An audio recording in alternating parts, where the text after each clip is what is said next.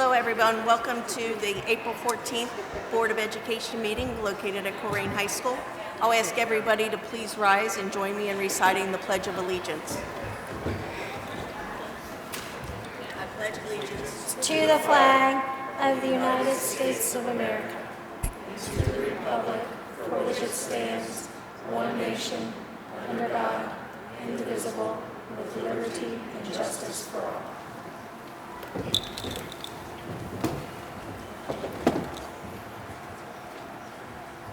And Amy, I will read the, or can we have the roll call? I'm sorry.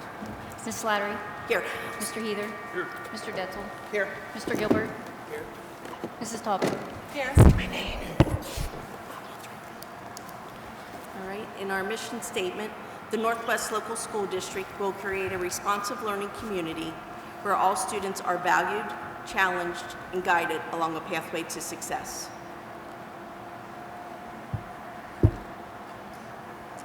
All right. And now I need a motion to approve the agenda. So moved. And a second.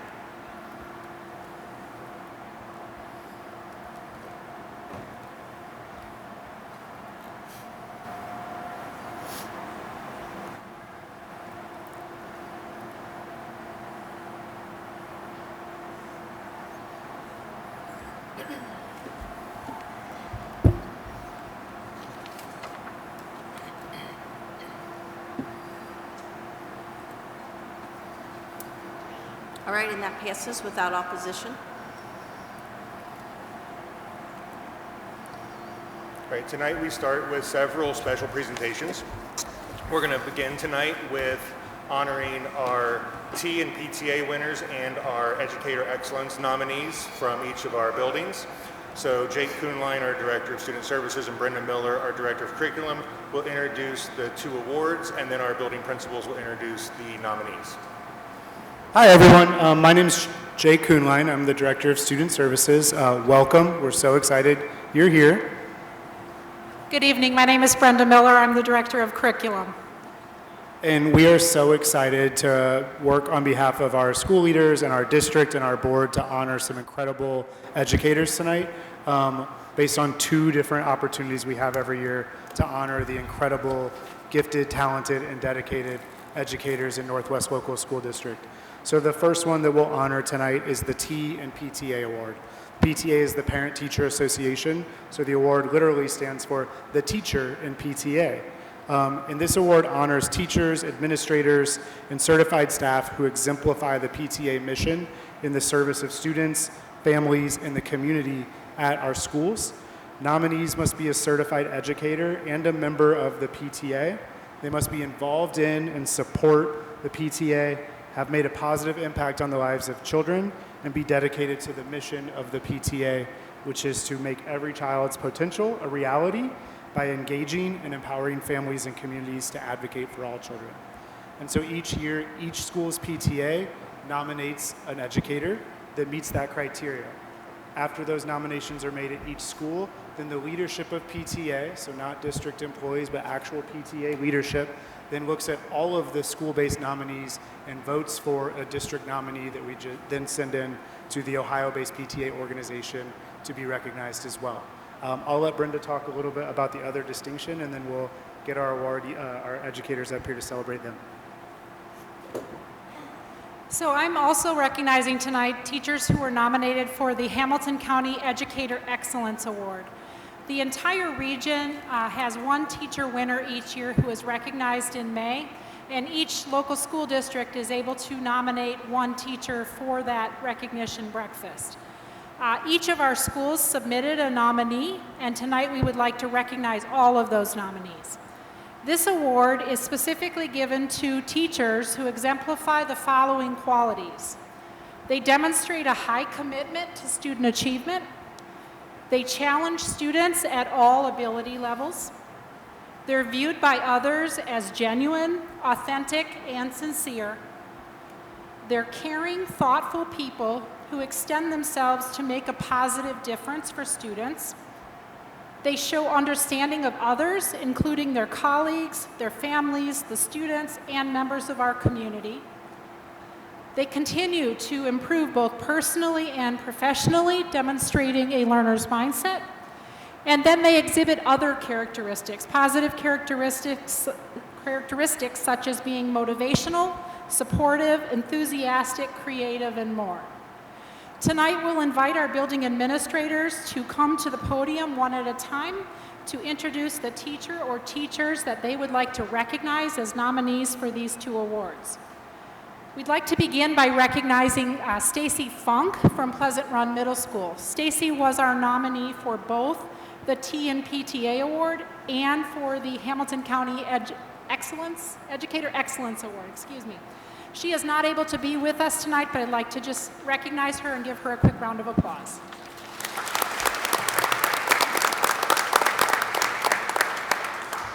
All right, we will begin our awards with Colerain Elementary. If Colin Clymer and his teacher nominee would come forward.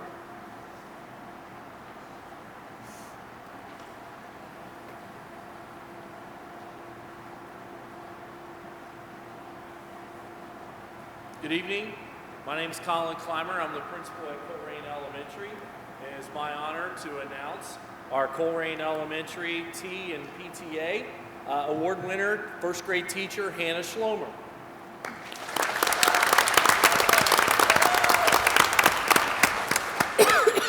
Ms. Schlomer has been nominated by parents or staff each year that she's been at Colerain Elementary, and for good reason.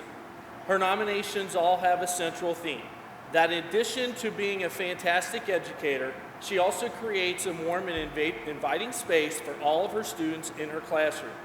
Parent nominations state that their children come home excited to tell about what they learned and the fun way that they learned it. One step into her classroom will show her dedication to a fun learning environment. An example of this is after a learning section of the ocean, she spent hours transforming her room into an under-the-sea theme to surprise her students in the morning when they came in. She also helped plan and execute events at the school, such as the first grade math and literacy night.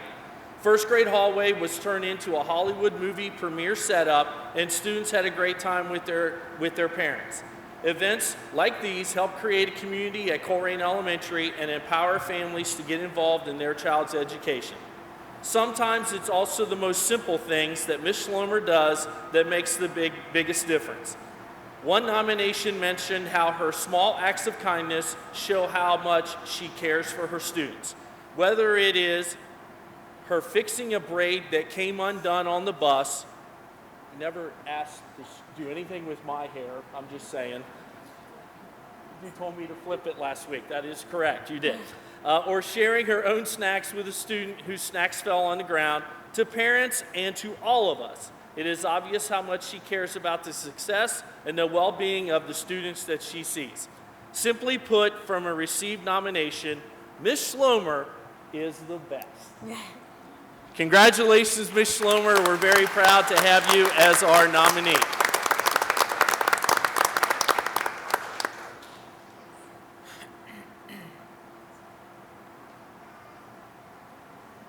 We will have Mr. Rishman and his teacher nominee come up. All nominees, if you will hang out in the lobby after the presentations, we'll take some photographs as well.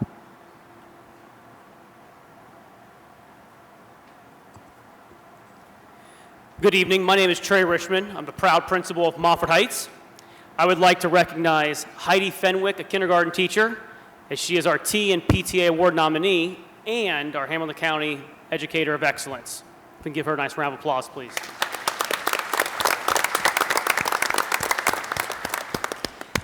Mrs. Fenwick has served as the PTA liaison for several years in a row and has done a tremendous job bringing new ideas and concepts to our PTA, including taking the lead on refreshing recess equipment on a biannual basis. And if you know anything about elementary school, we need good recess materials. She does a great job taking our information back to the team, as well as giving us feedback from the teachers. In addition, Ms. Fenwick is just a phenomenal kindergarten teacher who does a fantastic job with the big emotions that may arise in her classroom. She goes above and beyond for each student in her classroom by easily redirecting them while keeping the morale high. She works so hard in her planning for the classroom, and it shows through how much her students are learning and growing. She truly cares about their individual needs and makes sure that students are at every level are learning, keeping up with their classwork. Mrs. Fenwick has fostered a love of learning for their students in her classroom. She is such a phenomenal part of Montfort Heights Elementary and truly serves the PTA in its mission to engage and empower the families in our community. Please join me in congratulating Ms. Heidi Fenwick on this wonderful nomination.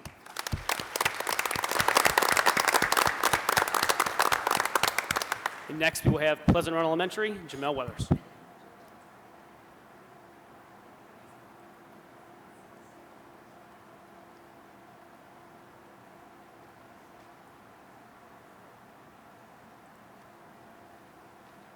Good evening. My name is Jamel Weathers. I'm the proud principal at Pleasant Run Elementary School, and I am here this evening to present our nomination for T and PTA and the Hamilton County Educator Excellence, Mrs. Cope.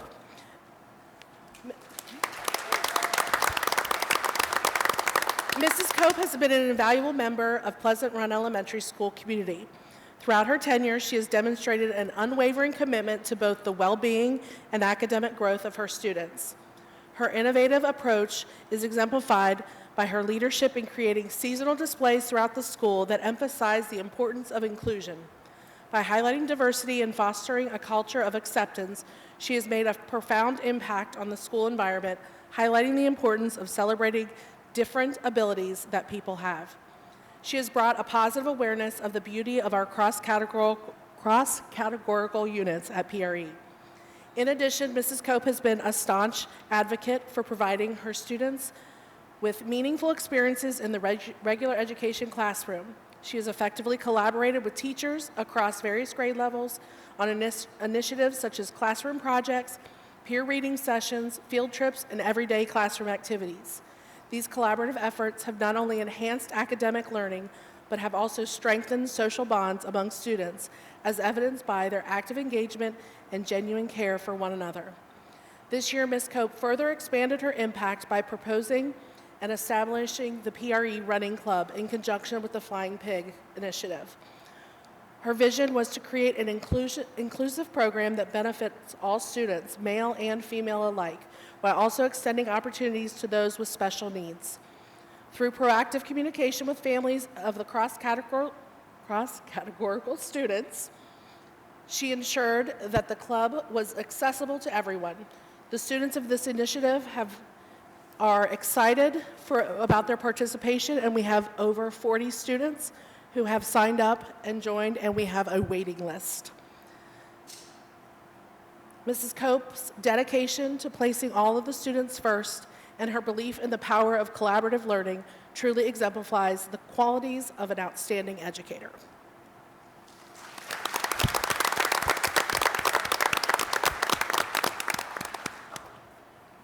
And I think Struble Elementary is next.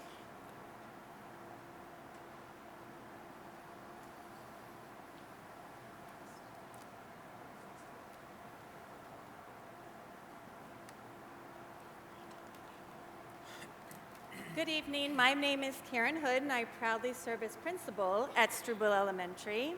And it's a great privilege to share that Mrs. Jill Dijkhuizen has been recognized as Struble Elementary's T and PTA Teacher of the Year and selected as the Struble nominee for the Hamilton County Educator Excellence Award.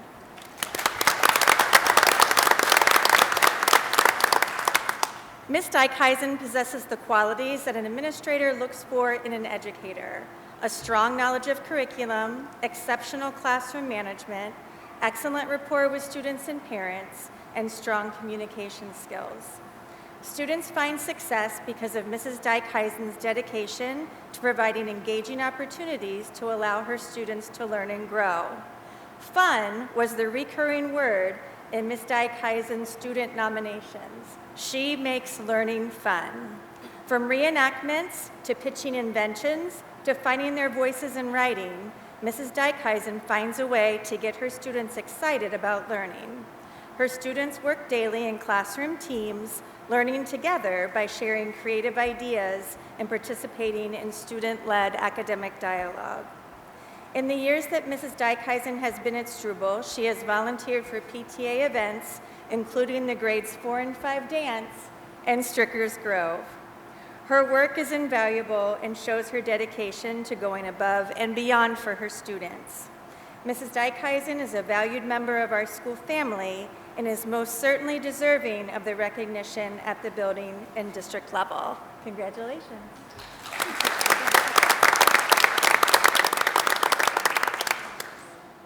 And I will introduce Casey Schurz.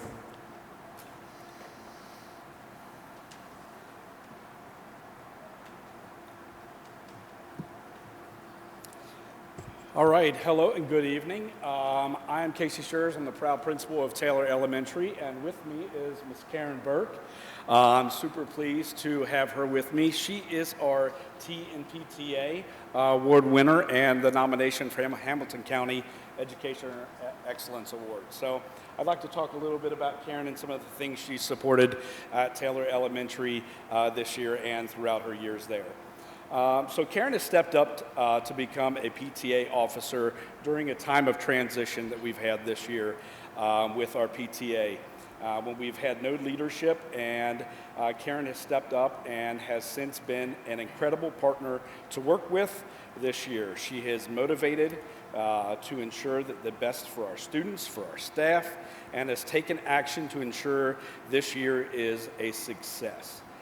She has been an instrumental contributor to our PTA organization, and we can absolutely say that the PTA would not have been nearly as successful as it has been this year with some of the challenges that we've had to work out with her support and the initiatives. So we appreciate that, Karen. Karen is an essential part of our team, and we are grateful for all that she has done for our PTA this year and our staff, our kids at Taylor Elementary. During her years at Taylor Elementary, Karen has demonstrated a willingness to do whatever it takes. She does whatever it takes to meet the needs of our students. She does whatever it takes to support our fourth grade team. Karen is not only one of the original members of our fourth grade team, she has also helped open Taylor Elementary. As a team member, she has changed and supported a variety of teachers throughout the fourth grade. Karen's support with these new teachers throughout the years has been instrumental in the success to our building. This year, Karen stepped up and has done whatever it takes to make sure that our PTA has functioned and has taken such a role as the co-vice president this year. So, Karen, I just want to say thank you, and Taylor is very lucky to have you.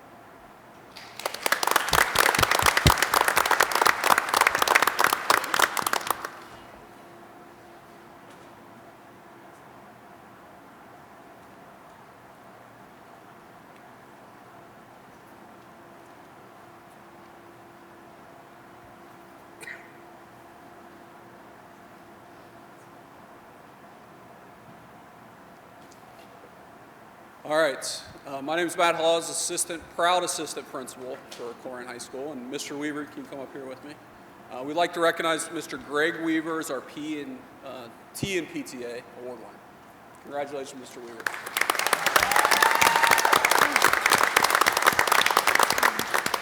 Mr. Weaver has been at Corrigan High School math teacher for many years. We didn't know how many, so we just put many. 28, all right. As a parent of teenagers and older children himself, he understands the importance of the PTA and extracurricular activities for our students. As a high school, we don't have many opportunities for our teachers to participate in our PTA events, but he is happy to work with us when we have the opportunity or a need that involves our students. Mr. Weaver isn't afraid of the challenge to our students and to hold them accountable. He is passionate about math and helping to form students into adults who understand responsibility. He is always willing to help students when they need more personalized instruction, and a student commented, "I believe that Mr. Weaver deserves this award because he goes above and beyond to help our students. He has been one of the best math teachers I've had, and he really challenges his students to learn. While others would believe that his class is too hard or too much work, that is true. But in the end, it's always the challenging and hard classes that teach you something. I always see him at school in his room at 7 a.m. every day, and he always tells his students that he has office hours in the mornings and the afternoons. I don't have his class this year, but I know that if I was struggling, I could go to his office hours and know that he would be there to help. Another student commented, he is always in an optimistic mood and always brightens his students' day with funny jokes, sarcastic comments, and a friendly smile. Mr. Weaver always welcomed every question and answered them thoroughly, even if the answers were obvious. This year, Mr. Weaver took on the additional responsibility of coaching our academic quiz team, which meant a lot to the students who participated, but don't always get much acknowledgement or attention. And I know we're going to have the academic quiz team here in a minute, so just want to congratulate Mr. Weaver.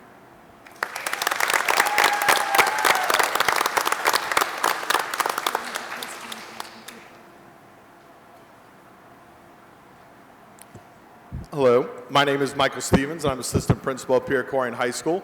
And I have the pleasure of recognizing Ms. Nicole Forkum as our Hamilton County Educator Excellence Award winner. So Nicole, if you want to come on down.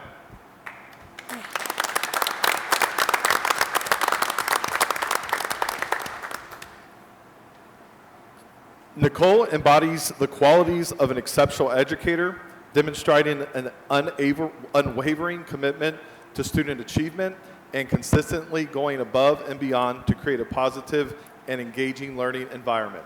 Nicole has an innate ability to challenge students at all levels, fostering critical thinking and encouraging them to reach their highest potential. She creates a classroom atmosphere where every student feels valued, respected, and empowered to succeed. Her innovative teaching strategies not only engage students, but also inspire them to develop a love for learning. If you ever want to see an entire classroom of smiling math students, you should stop into one of Nicole's classes. Colleagues, parents, and students alike view Nicole as a genuine, authentic, and sincere individual. She builds strong, trusting relationships that allow her to connect with others on a meaningful level.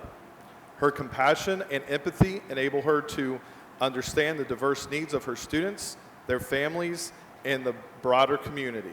Nicole's willingness to extend herself to make a positive impact is evident in her ongoing dedication to supporting her students academically, socially, and emotionally. Beyond her exceptional teaching abilities, Nicole is a lifelong teamer who continually seeks opportunities for professional growth. She embraces new methodologies, stays informed about best practices, and eagerly shares her knowledge and to her peers to help foster a collaborative environment within the school. Her positive energy, enthusiasm, and creativity serve as a motivation for both her students and colleagues. Nicole's impact extends far beyond the classroom as she remains an active and engaged member of the school community. Her thoughtful approach and dedication to making the differences reflect the highest standards of education excellence. Once again, we'd like to recognize Ms. Nicole Forkum as our Hamilton County Educator Excellence Award winner.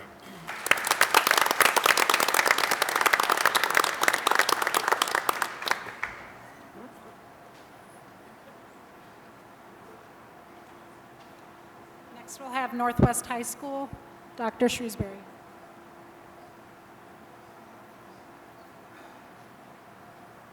First, I want to welcome down Ms. Jardine as our T in PTA award winner for this year.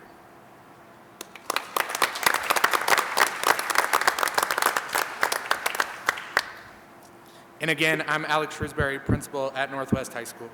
Ms. Jardine is a truly outstanding educator who consistently goes above and beyond for her students. Her passion for science is infectious and her classes are engaging and fun.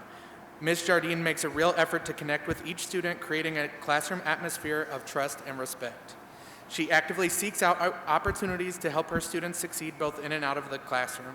For example, she also supports as a department chair and a mentor to other science teachers in our building, as well as chairing for the National Honor Society for our students. Her positive attitude and dedication make her a valuable asset to our schools, students, and families. For these reasons, we believe Ms. Jardine deserves the honor as Northwest High School's T and PTA Award winner.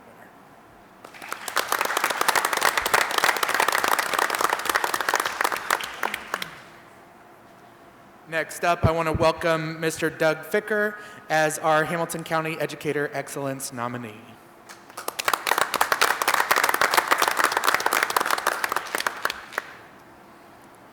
Mr. Ficker is an exemplary teacher at Northwest High School that our school and the entire education community at large are lucky to have.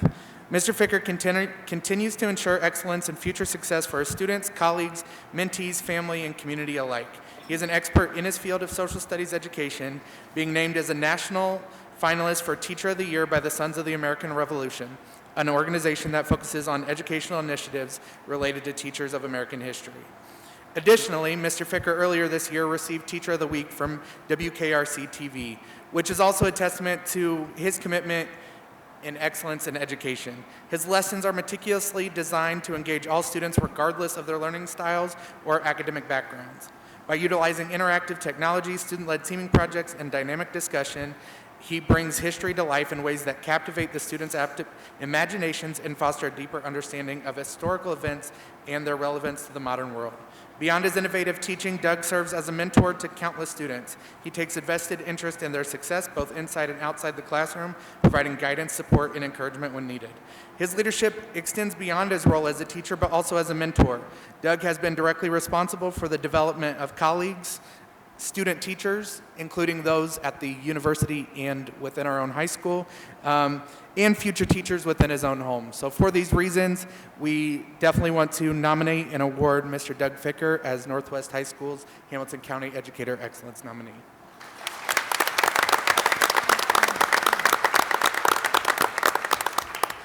Next up will be Kristen Castile from Colerain Middle School.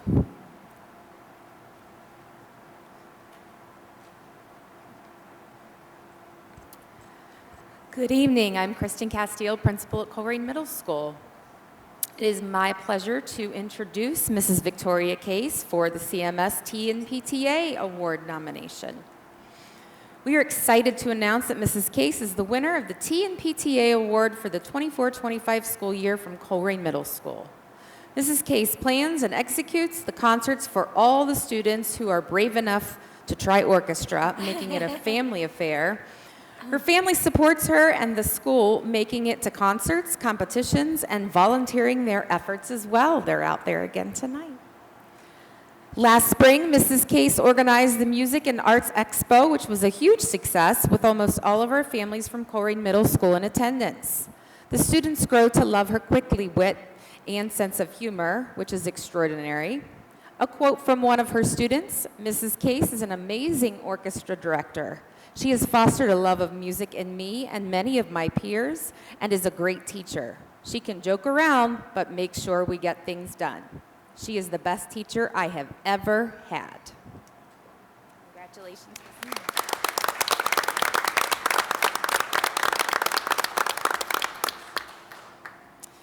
And next up, we have Mr. Hester, our CMS Hamilton County Educator Excellence Award winner. It is my honor to nominate Mr. Hester for the CMS Hamilton County Educator Excellence Award. As a school counselor, Mr. Hester goes above and beyond every single day to support the academic, social, and emotional needs of all students at Colerain Middle School. His commitment and dedication is exemplary in nearly every way. He has perfect attendance, consistently arrives early, and often stays late to ensure that no student goes without the support that they need. Mr. Hester is more than a counselor to students at Colerain Middle School, though. He is a coach, a mentor, and a constant source of encouragement for any and all students. Whether it's helping a student navigate academic challenges, exploring additional opportunities for student involvement, coaching and cheering them on at events, or simply being a trusted adult they can rely on, Mr. Hester is always present and fully invested in their success. Mr. Hester's impact doesn't stop with students, though. He's also an unwavering source of support for all of our staff. He's always available to lend an ear, offer advice, or simply provide a calming presence when someone needs it. I can attest to that. He takes it in all in stride as well, always with professionalism, composure, and a smile. His ability to balance so many roles with grace and positivity truly sets him apart. Mr. Hester embodies the heart and spirit of Colerain Middle School, and his dedication to our school community makes him an exceptional choice for this award. Congratulations, Mr. Hester.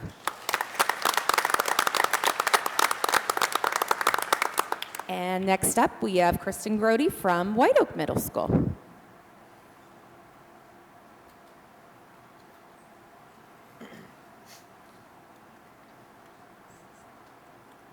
Hello, my name is Kristen Grody, and I am the proud principal at White Oak Middle School. And I have the pleasure of introducing to you a legend, Miss Janet Hunnicky, who was both our T in PTA and our Hamilton County Educator Excellence Award nominee. Janet has been teaching for over 40 years. She's been teaching physical education and health in our school district for 24 years. She is the leading advocate in our building for ensuring that our students are connected to every possible opportunity, and she works hard to collaborate with our families, community, and PTA. She volunteered this year to be the co-facilitator of our Partnering with Families and Community Action Team. In this position, she leads a small group of teachers in working to arrange all PTA and family events. She attends PTA meetings and is in regular communication with our PTA members and board. She is also our student council co-chair, organizing dances, events, and fundraisers in that capacity.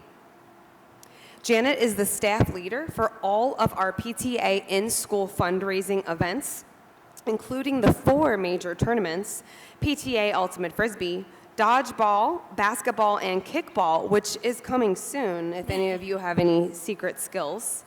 And these are double elimination tournaments, which she designs the brackets for, and she organizes them, referees them, and MCs them all simultaneously. The PTA makes on average about $2,000 on each of these events, and the success of these events over the last 2 years under her guidance has allowed the PTA to increase its budget for teachers to be reimbursed, to provide meals and incentives for staffs and students. She recruits teams and individuals to participate, and even will pull students who are not in PE during that particular semester to teach them how to play the sport which we are going to be doing, because they don't all know how to play each of the sports, and she wants to make sure that every single student feels comfortable participating. She'll give up her lunch and her planning in order to make sure that students are ready and don't feel embarrassed.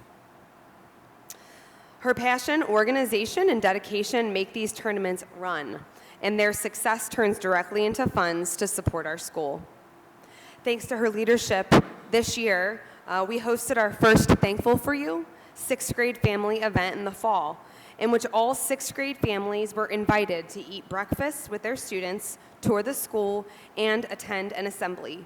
We had approximately 300 people attend, and I can tell you, while this was initially my idea, I was not going to follow through with it this year because I felt overwhelmed, until Janet showed up in my office and said, no, we're going to do it. And guess what? She made it happen.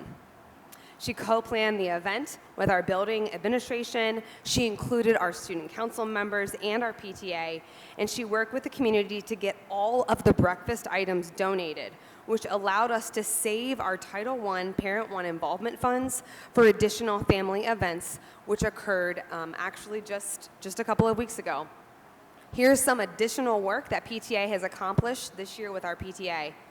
She organized Thanks for Popping In, where our student council members stayed for our conference nights and handed out pops and waters to all of our families as they came in the door.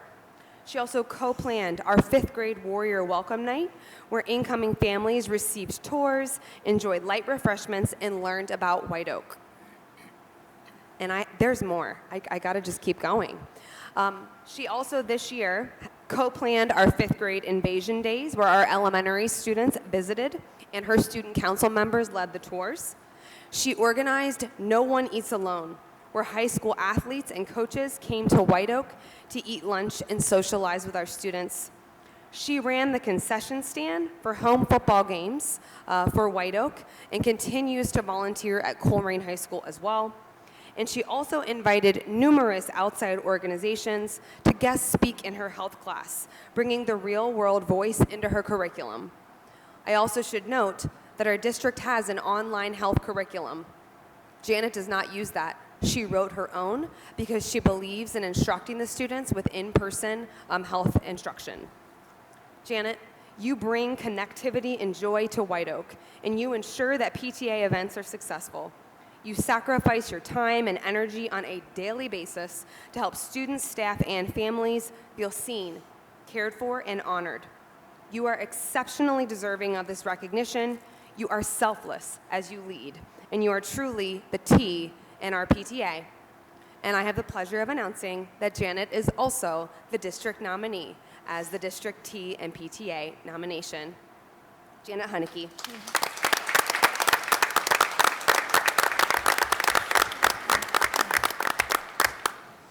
Last but not least, we have Houston Early Learning Center.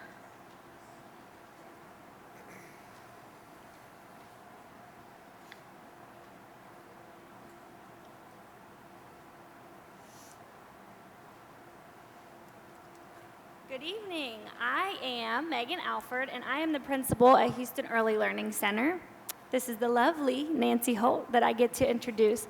She is the Hamilton County Educator Excellence, an award winner, in addition to being our district nominee and moving on to the county. So, Nancy Holt has been a vital member of Houston Early Learning Center in her 32 years in Northwest Local School District. Nancy continually contributes to help in many ways that are above and beyond her written duties. She cares about our school and the success of all who are there, both students and staff. She's willing to help anyone from a crying student in the hallway on the floor to our newest teacher getting materials that they need to help support the kids in their class. She goes above and beyond by serving on multiple committees such as PBIS, Safety, Moments with Grown-Ups, Move Management, Health Room, Spring Concert, just to name a few. She's a great listener, always puts students and staff above her own agenda, and has a laugh that is contagious. In her time at HELC, Nancy has impacted many families. When asked, parents of previous students have said, she is the epitome of preschool student-based learning. She teaches with her heart while interjecting so much fun and playing, making her popular with students, staff, and families. Another parent reports, from the very first time I spoke with Ms. Holt, she put my fears at ease. She has this wonderful way of talking to parents that just makes them feel so incredibly secure. It took no time at all for Ms. Holt to get my son acclimated to her classroom and routine. She provided him with love, patience, and encouragement from day one. He was all of a sudden doing things we didn't know he could do. It was truly amazing to see. He absolutely thrived under her care and teaching. I believe that starting school as well as he did with the amazing teacher that he had set the tone for his future school endeavors, and he is still thriving. A third parent said Ms. Holt has been a wonderful help for our son's education. She cares for him like he is her own. It is comforting to know that we finally have someone on our side with his best interests at heart. We consider Ms. Holt a part of our family. We are appreciative for everything she has done for us. While at HELC, Nancy has worked tirelessly to collaborate with colleagues. They value her and have the following to say. She is passionate about teaching children with special needs, structuring her classroom and instruction for inclusion so all kids flourish together. She's a leader for all staff in the building. She emulates a positive attitude with colleagues. She strives for the best care for all kids and is willing to learn daunting tasks and procedures for the good of the child. She is such an asset to the building, and I'm so thankful for her. Nancy has dedicated her entire career to preschool learning. I enjoy watching her interaction with children in our building, along with children and adults whom she's taught over the years, including this person's son with special needs. Her impact on children is immense. Nancy is a trusted anchor for HELC in all areas, whether it's students, parents, or staff. People know that when they bring something to Nancy, she will take it to heart and get it done. We are beyond lucky to have her passion as a part of our HELC family. Congratulations.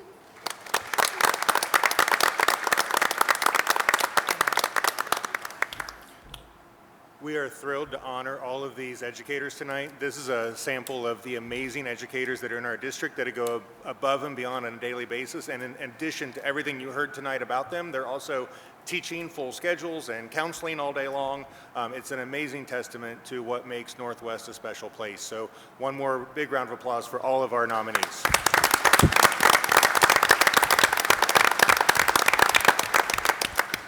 All right, at this time, if the nominees, their administrators, and their families could go out in the lobby, Jake is going to organize a bunch of pictures to commemorate and celebrate this event as we move on to our next presentation, which is going to be the Colerain High School Academic Quiz Team. And actually, Mr. Weaver will have to kind of get his picture taken later because this is his gig too.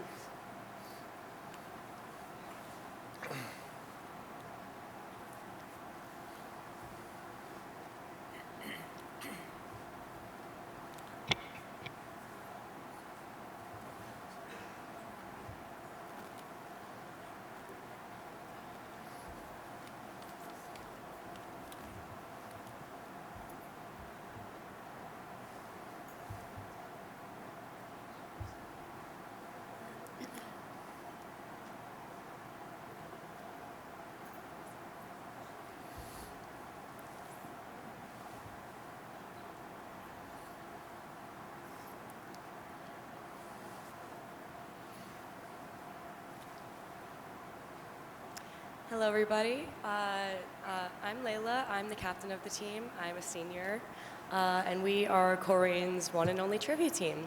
If everybody can just introduce themselves, say your name and grade. I'm Natalie. I'm also a senior. I'm Shadrach. I'm also a senior. I'm Hayden, and I'm a sophomore. I'm Norman. I'm a freshman. I'm Evan, and I'm a junior. I'm Jacob Zoki, and I'm a junior. I'm Greg Weaver, I'm their advisor.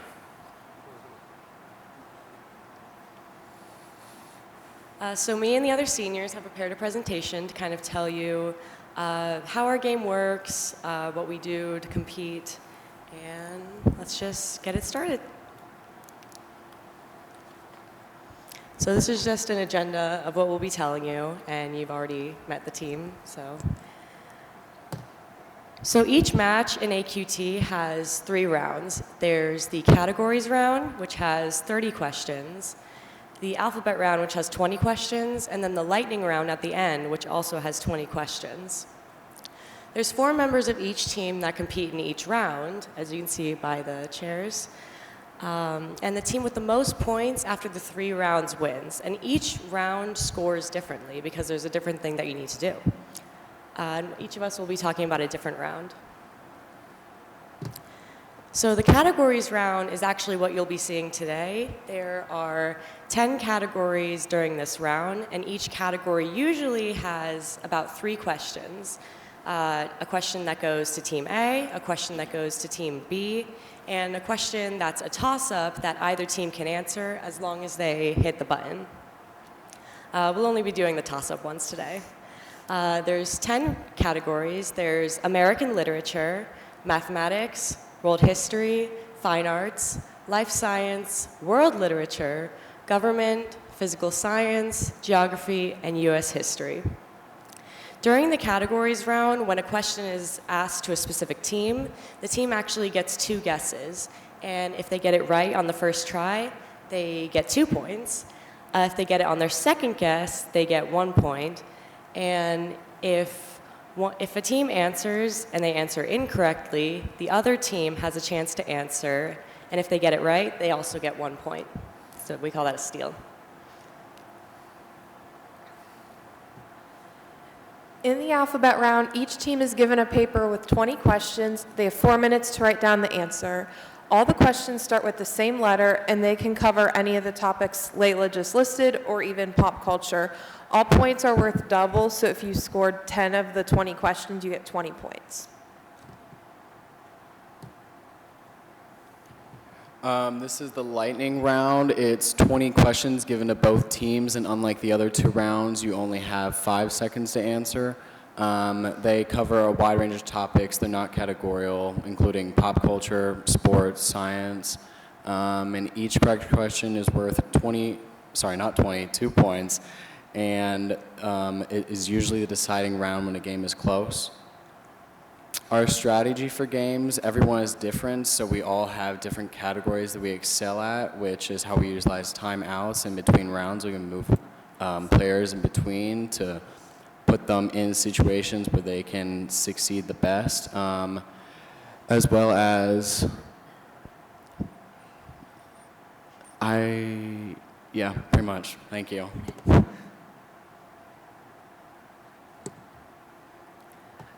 Some of our season highlights were I got to answer questions about Dave Grohl and Foo Fighters. We got to beat Princeton in both during the season and at the GMCs. On senior night, we got to bring a lot of snacks and drinks, and we won our matches. We beat Lakota East during the GMCs. We had a lot of fun during practice. We won nearly all of our JV matches, going 7-9, and Norman made a random guess on a question, and it was correct.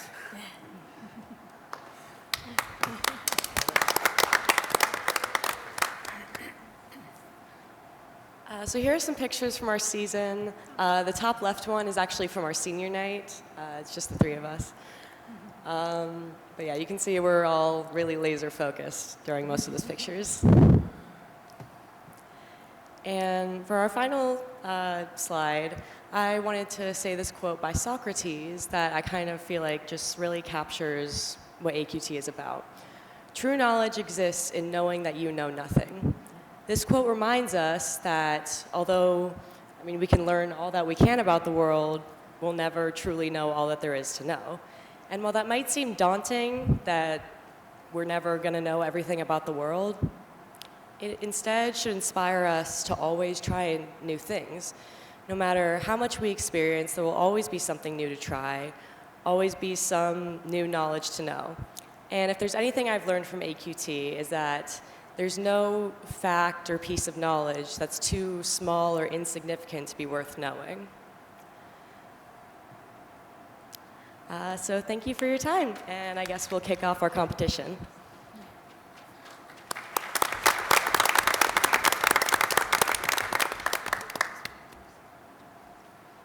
So if anybody from up here wants to volunteer. We need 4 people. 4 people. Okay, 4 people.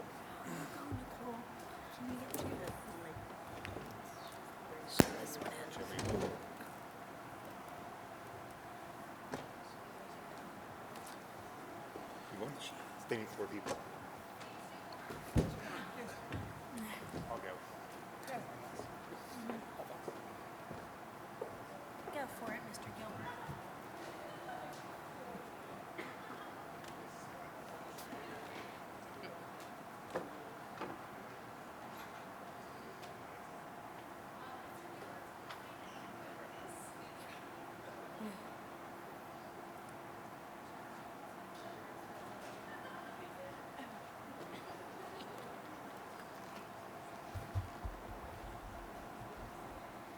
We might have to pop back up when they come back up.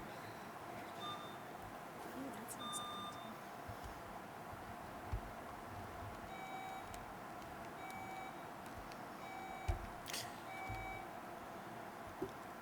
too. Okay, starting off with American literature, what writer who mostly penned children's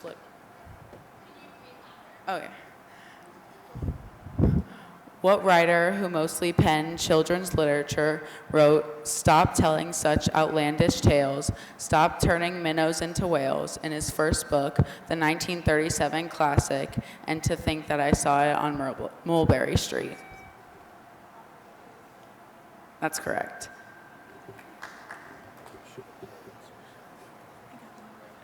Okay, moving on to mathematics. What word is used in algebra to indicate the number in front of a variable that multiplies the value of the variable, such as the 5 in...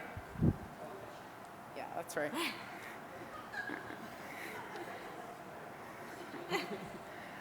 World history. The Crimean War was ended by a treaty signed in what European city, the same city where American and British forces signed a treaty ending the American Revolution in the previous century? That's incorrect. Are we doing second guesses? What was your answer? Oh, do you want me to read it again?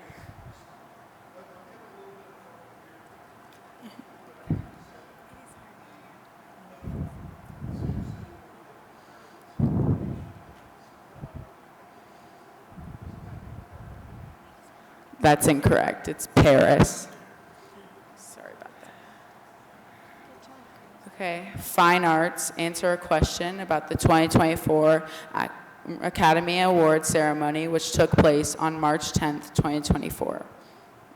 What actress whose breakthrough role came in the 2010s at Easy A won the Academy Award for Best Actress for a role? That's correct. Moving on to life science.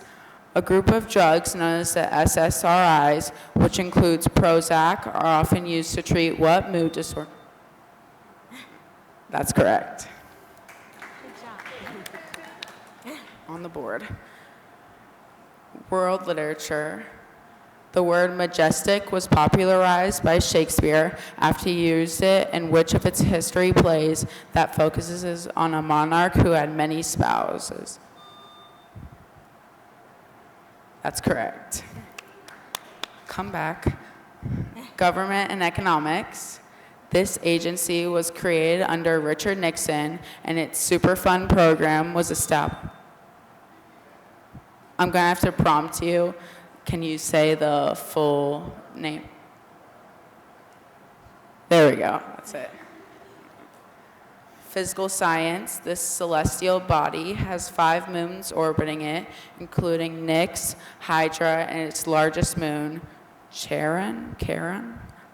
Name this dwarf planet located beyond the orbit of Neptune.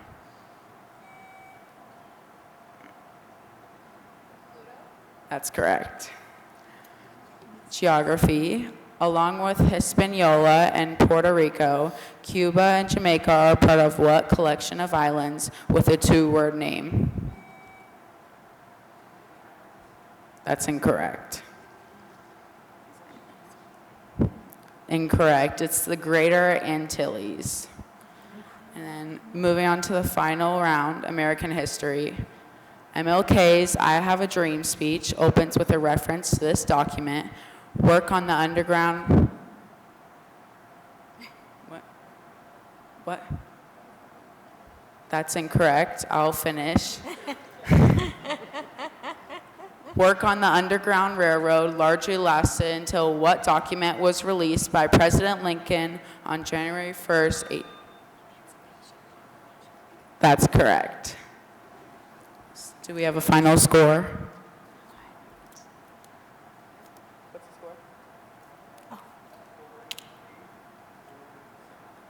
Coleraine 8, Board 7, which means Coleraine wins. Thanks for playing, Board.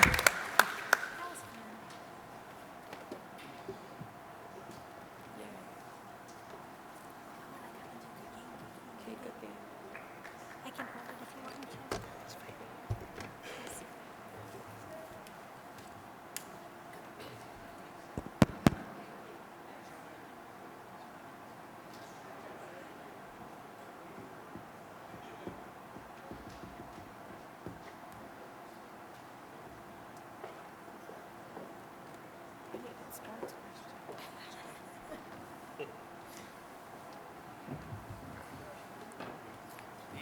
You guys did a good job.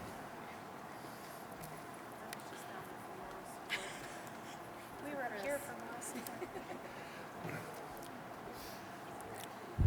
Mr. Weaver, before we let your group go, are there any questions for them from the board? How many matches do you typically do in a season? Okay. And then you guys can move on, just like GMC and then outside. Awesome. Thank you guys for being Thank you, everyone. here.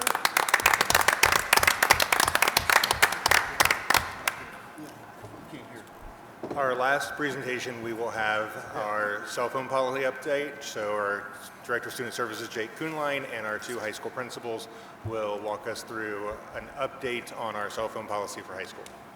That is a tough act to follow, but at least you all can go back to doing the questioning instead of getting the questions asked.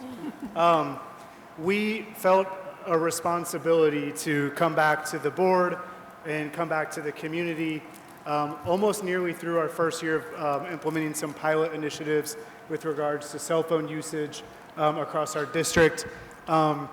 It was last August, I believe, when we first presented about new legislation and a need, and how the legislation and the need warranted something different, and to honor our principal and school staff members' request to try a new policy around cell phones. And so tonight, we'll give an update on how we feel like that's been going. We'll share our current thinking about where we think it will go, and then also answer questions that you have. Hopefully, there will be easier questions than the questions from the quiz team, because I knew fewer of those than I want to admit. Just a little background, if you can go to the next slide, why we're here.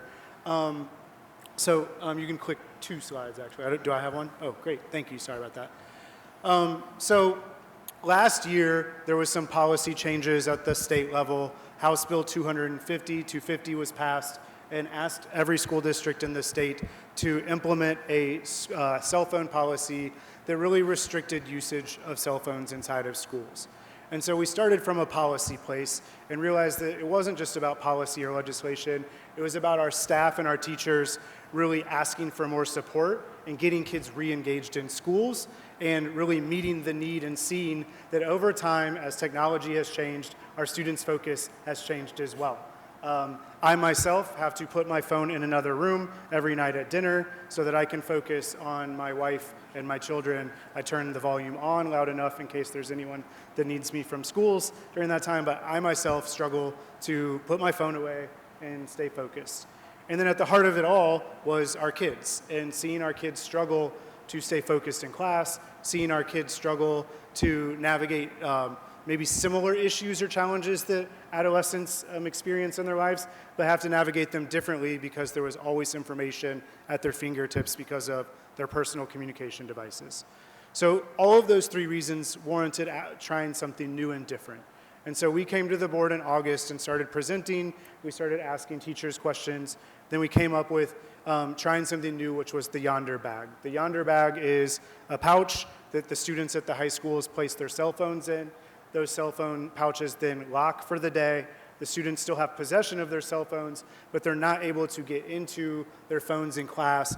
They can get into their phones if they go to a pre-approved adult like a counselor or an administrator to get into them.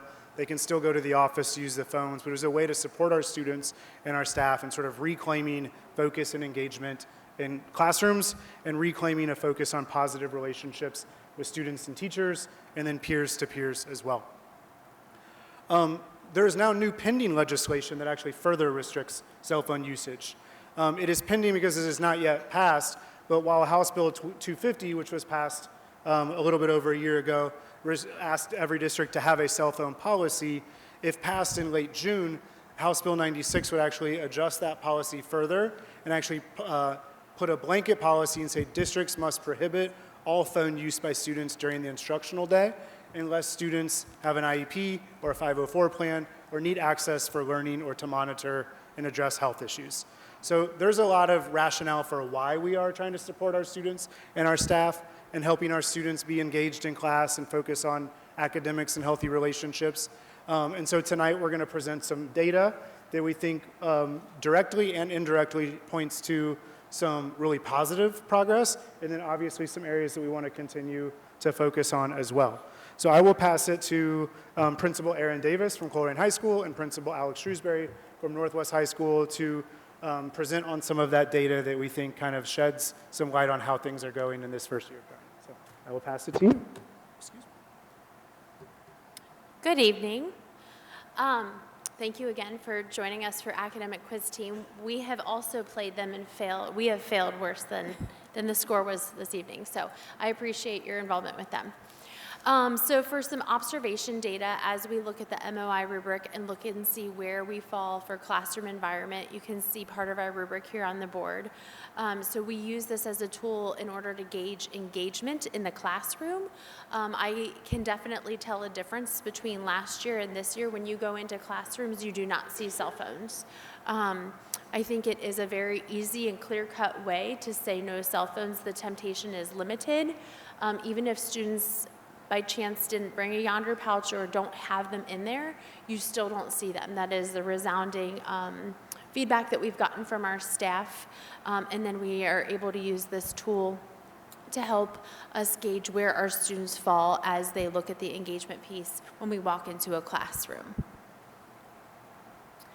When we look at classroom engagement, here's the actual data that we collected. So you'll see the first one is district, center is Colerain High School, and then on the right is Northwest High School. So we've done, here we have 2 walkthroughs, but we've done multiple walkthroughs throughout the year to help us collect data. So here's 2 that you have seen as far as walkthrough 1 and walkthrough 2, and where we see that engagement falling.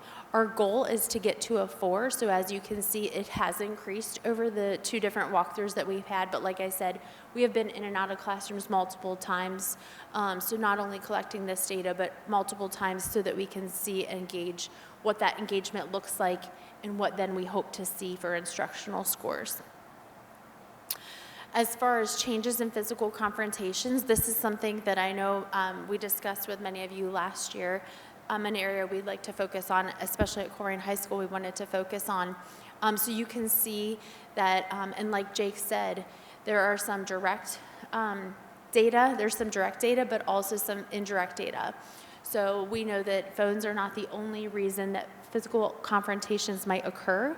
However, we do think that that was a communication source that students were using to either communicate, let's go meet in the bathroom, or that person just left the classroom, so you can go out there now. That's completely eliminating, well, for the most part, I believe it's completely eliminating that.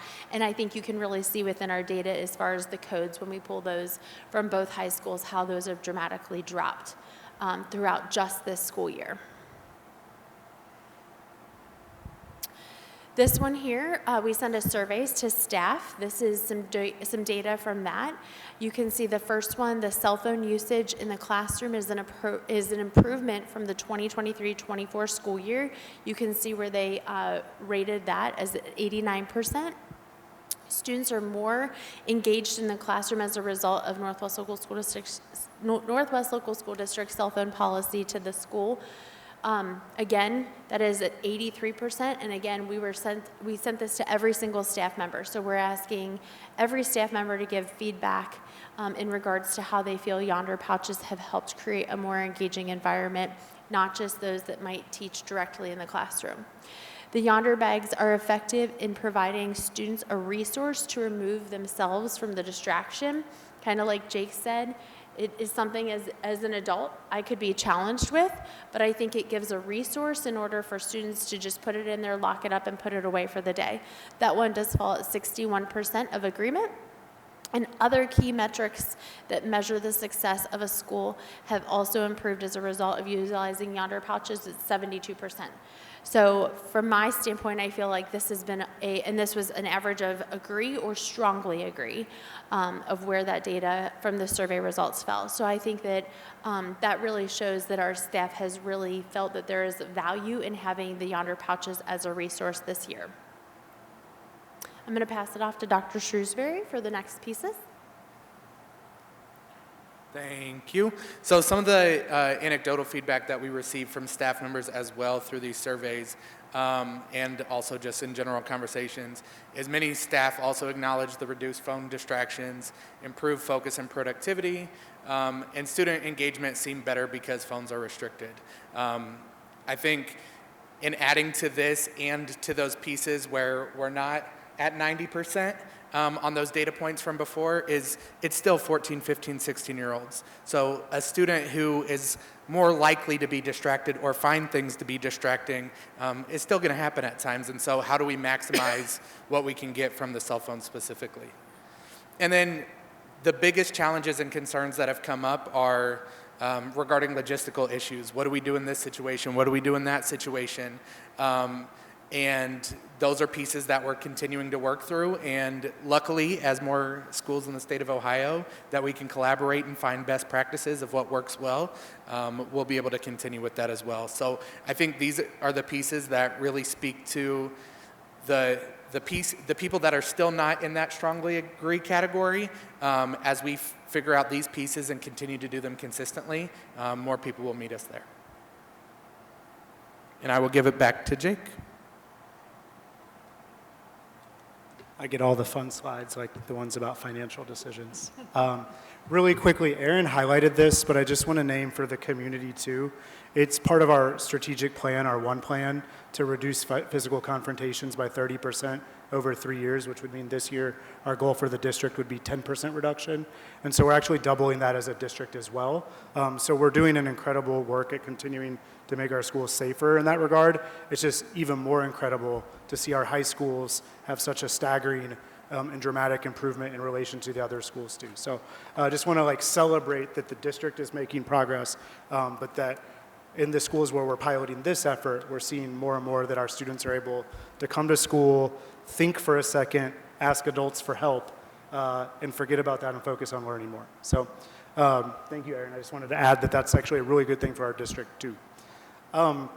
So what are we thinking moving forward? We think that there are kinks to iron out. We think that there are logistical things that we're still working through. We know that our administrators and teachers have worked harder than ever, so it's not just about a yonder bag that makes this work, but we're getting more preventative, right? We see more small-scale discipline issues about cell phone usage because we're being really tenacious about that as one unit and one team, but we're seeing a lot of the major things that we care about improving. So what are we thinking for next year? We think that we have a way to continue this pilot at the high school level in a financially sustainable way and be really responsible to the community as well. So to sustain this at the high school level, we believe we can use federal Title IV grants exclusively to continue to use this at the high school level. Just as a reminder for anyone watching that's not familiar with Title IV grants, Title IV federal grant money is grant money specifically allocated from the federal government to improve student academic achievement by increasing the capacity of districts like ours to provide students with access to a well-rounded education, to improve school conditions for student learning, and improve the use of technology in order to improve the academic achievement of students. So this is very much an approved usage of Title IV funding. In fact, PBIS, positive behavior incentives, reducing exclusionary discipline, et cetera, are specifically stated in Title IV funds to utilize. So currently our best thinking is that we will continue and extend the pilot at the high school level for a minimum of another year. We want to continue to get this into a really responsible and financially sustainable model. So next year, any returning students, as we already indicated to families, if they need to replace their yonder bag for any reason at all, then at this point, because the district used funding to cover the first one, they would be assessed a fee to replace it. So moving forward, if you're in our high schools and you're returning, then there's no longer a cost to the district through federal or general funds because we gave you the first one issued through district funding, federal funding. That begs the question, though, how we account for our rising ninth graders and our new students to the district moving forward. This would be actually a dramatic reduction in the Title IV money spent from last year to this year to just continue to issue new students, whether they're rising ninth graders or new students to the district, utilizing those Title IV funds. So that's less Title IV funding used on this initiative than last year, and we can continue to decrease that over time as we continue to streamline this and ensure that only new students get the first yonder bag used through Title IV, and then the other yonder bags are covered through replacement fines and fees.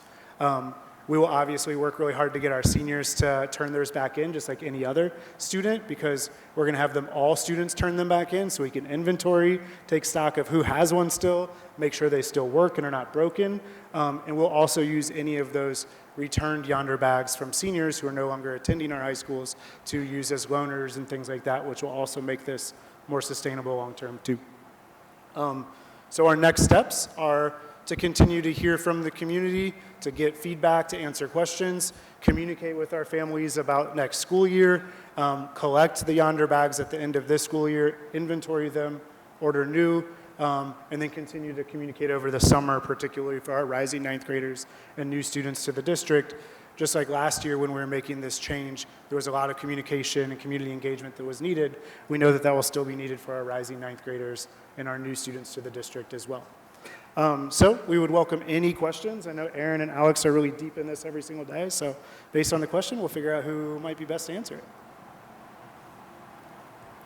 Jake, I appreciate you guys, all three being here and continuing to update us throughout the year with how it's going and parents' questions. I was curious about the middle school, so I guess you kind of answered that, but have you looked at adding this to the middle schools to help with those same issues?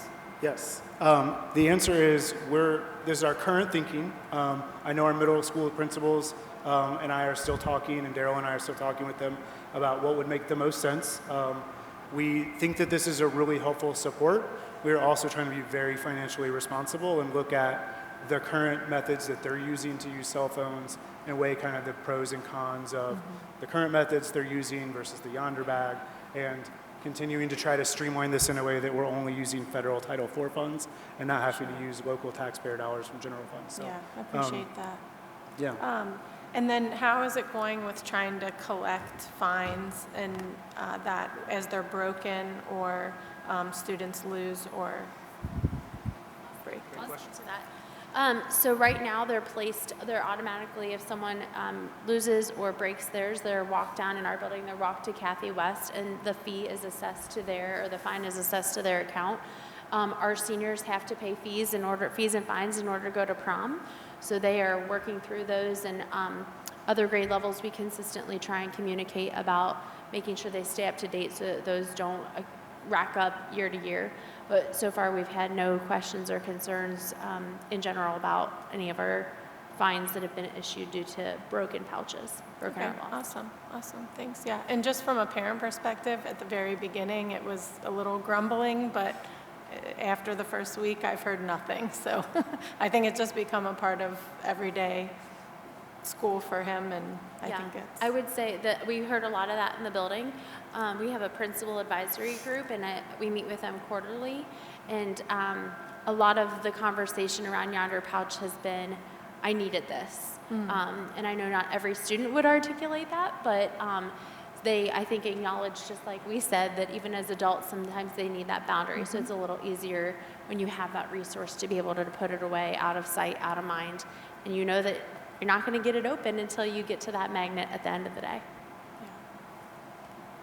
Thank you. Can we go back to the slide, excuse me, of the surveys?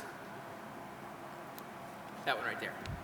Of that, the 61%, did they offer any suggestions that, I mean, these are all great outcomes.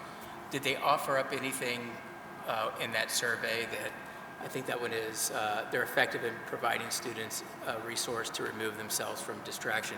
Did they throw any other detailed information in to that response? Yeah, I'll let Alex or Aaron chime in too. I think there's like a really positive answer, and then there's also like there's both, right? Two things can be true at the same time. The first is, I think what we saw was a lot of positive anecdotal feedback around a yes and. So the Yonder bags are working, and our administrations and deans at our high schools are working harder than ever to have our backs. And so a little bit of this is like the positive explanation is that I think the 61% is staff saying it's not just that, it's many things happening at the same time, and that it's really complex to measure just one thing. That's the second piece, I think, is just the logistical. It is, we're asking our staff to take on more logistically to make this work. So I think that's why that one is lower. I don't know if we saw staff make a concrete recommendation of like this would be better. I think I would love our principals to chime in too, but I think what I read in pouring through the over 100 staff surveys is this has the potential to keep working. We don't have a better recommendation for what else to do, but there's a lot of things that contribute to the success of something that might not just be one thing over the other. Thank you. Yeah, I was going to add exactly what Jake said. Is I think a lot of it is that there's also a lot of staff involvement in making sure that it works. So not giving all the credit to Yonder bags. But then also, as I kind of mentioned earlier, is there's still things that if you're a student that is going to be distracted, you still have the opportunity that you're sitting next to somebody and you may be a little chatty. You may be doodling on your paper. You may get lost on your Chromebook. And so that there's comments that, phones are a big piece of student engagement, but it's not the only thing. And so making sure that we're doing the work to keep kids engaged all around, not just making sure they don't have their phones.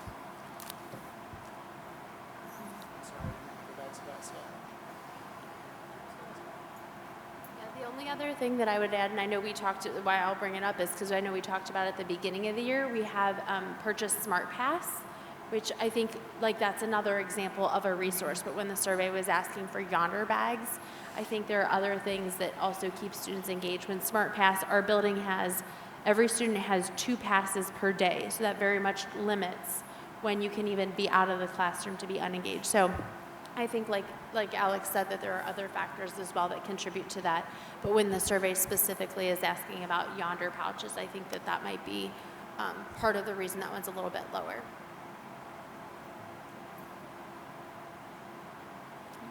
Are there any other questions? Well, thank you all for piloting that Thank you, guys. program. It seems like it's been really a very good success. I'm glad you were able to undertake that and enforce it. Thank you all so much. We appreciate it.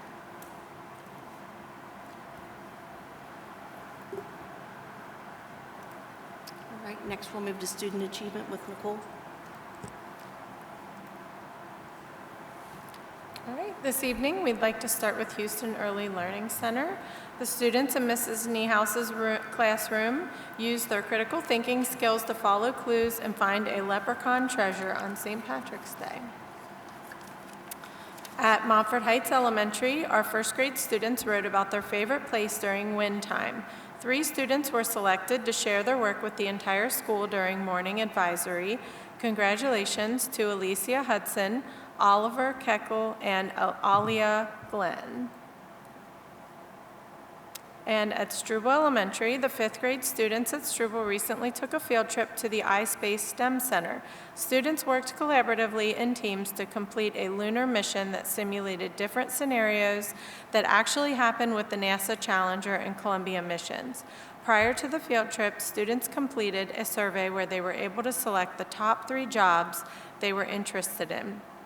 Some of the jobs were DATCOM, where students had to communicate within the different rooms. Other students were engineers, members of the med teams, geologists, meteorologists, robotics programmers, life support, electrical technicians, and communications directors. All of the jobs required students to use their problem-solving and communication skills. Students worked in 3 different rooms: mission control, 2 rooms that simulated bases on the moon for lunar research. Their trip was out of this world. And the first grade students at Taylor Elementary have been learning about habitats in their CKLA curriculum. Students have been learning about different types of habitats, and they had an opportunity to create models of these, which they shared with their classroom and other classrooms throughout the school. Students came to the first grade den area to walk around and see their work. This was another great collaborative and cross-curriculum learning experience for our students and their families. At Pleasant Run Middle School, they would like to recognize 8th grade student Mario Lux Chakush. Mario is an exceptional student. He was recently inducted into the National Honor Society. Mario has consistently demonstrated academic excellence, earning honors, high honors, or perfect honors throughout his entire career. Mario is also an enthusiastic and dedicated musician. He is an active member of both the Northwest High School Marching Band and 8th grade concert band. He has proudly represented his school and community at parades, health fairs, district events, football games, and numerous band competitions. Mario was part of the marching band during its record-breaking season, achieving the highest score in school history. Mario's musical talent has also been recognized at the regional level. He was selected as first horn for the 25 Wright State Honor Band and earned an excellent rating at the Ohio Music Educators Association Solo and Ensemble Competition. Mario is excited to continue his education at Northwest High School, where he plans to pursue a career in computer technology. His hard work, passion, and dedication make him an outstanding representation of Pleasant Run Middle School. At Northwest High School, they would like to recognize junior Michael Gillian. Michael scored a 34 on his recent ACT. Michael was also recognized last November for earning a perfect score on the PSAT as a sophomore. This year as a junior, he is enrolled in 4 college courses, 1 of them at Northwest and 3 at the University of Cincinnati. He is also enrolled in AP Lit and Composition at Northwest. And turning to athletics, Northwest would like to recognize Azaki Wempeti. Azaki is competing for Athlete of the Week recognition through the Cincinnati Enquirer. Azaki ran a 200-meter dash personal best of 21.99 seconds to win the competition at Ross.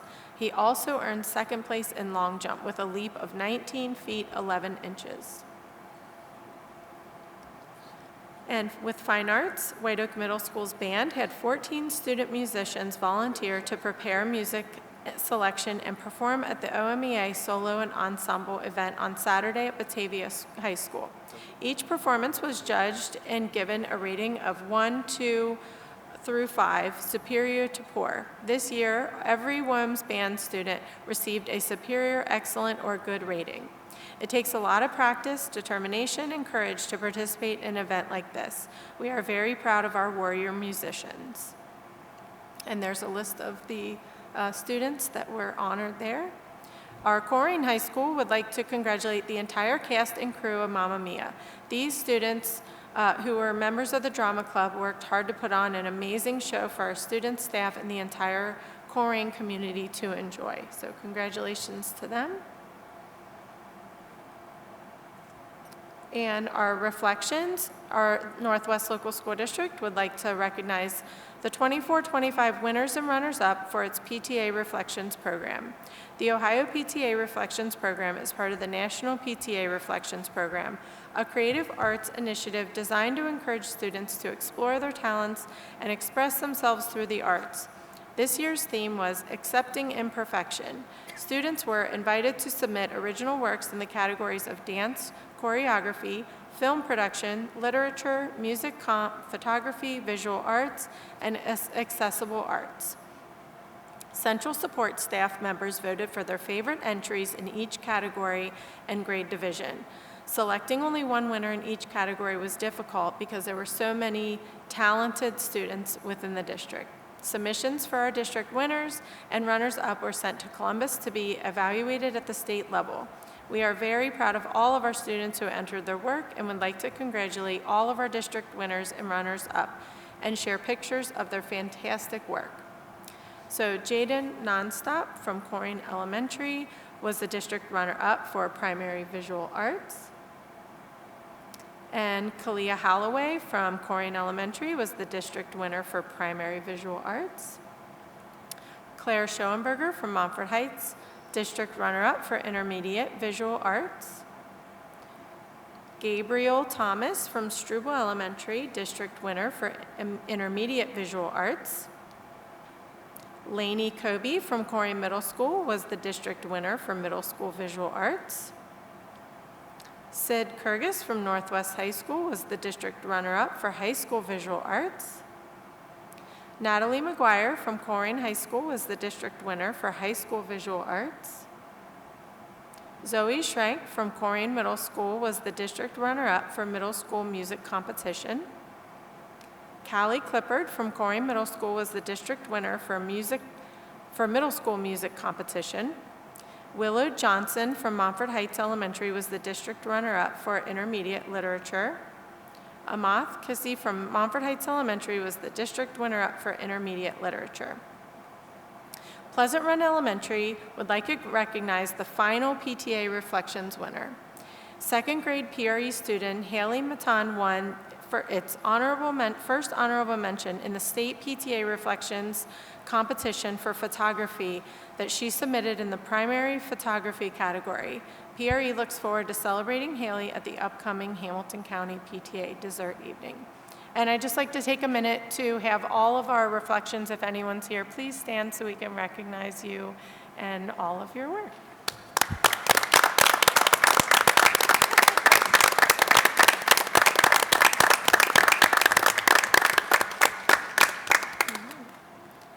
And then finally, one additional thing, citizenship. Corrine Elementary would like to give a shout out to their second grade students For 2 months in a row, the entire grade level has followed the SOAR expectations and received 0 office discipline referrals.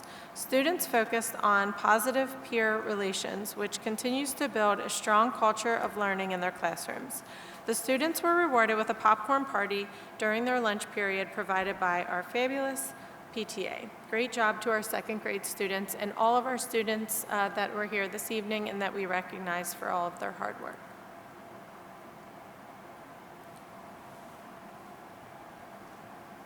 Thank you, Nicole. We definitely have some remarkable students in our district. It's great to celebrate them.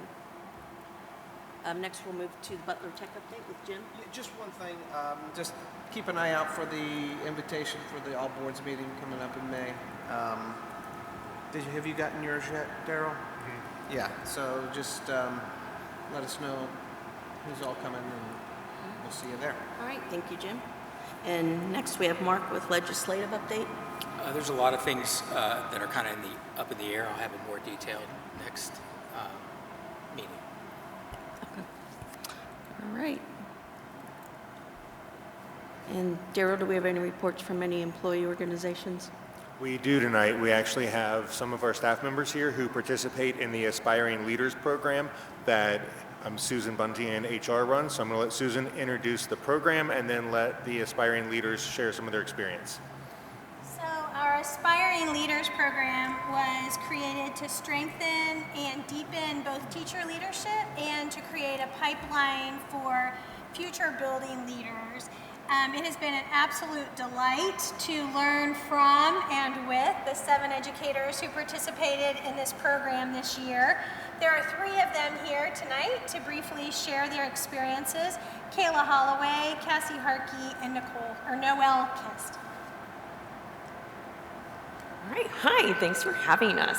So, with the Aspiring Leaders program, it gave us a great opportunity to not only meet with people from central support staff, but also be able to collaborate with other people within the other schools within our district that we might not have worked with on a regular basis. And with the text that we were provided from teacher to leader, it allowed us opportunities to reflect and really look at, what does it look like when we start making those next steps into that leadership position? I know the 3 of us had those conversations about our role, that from teacher to dean to counselor, like that transition wasn't necessarily an easy one.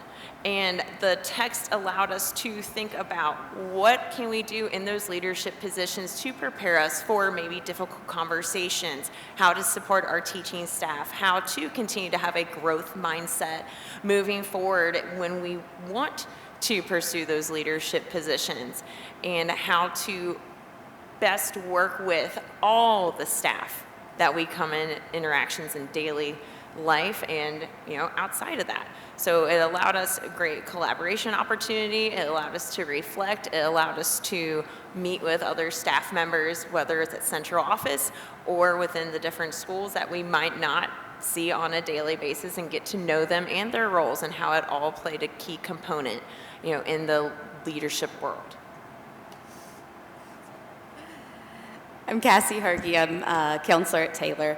I just want to say the program itself obviously is not something that's required of Susan or anybody in the administrative offices, but it feels really good to be invested in and looked to as future leaders of this district. It felt really nice to be able to have sit-downs in a small group setting with our different leaders of different departments. For me as a counselor, I work primarily with Jake. I feel like my communication with Jake is frequent and easy, and to be able to sit down with the different departments that I don't often sit with or know much about, to be completely honest, I feel like I really grew my knowledge of the district, my knowledge of the education world, and really feel like my next steps in the leadership that my life may take, this program definitely prepared me for that.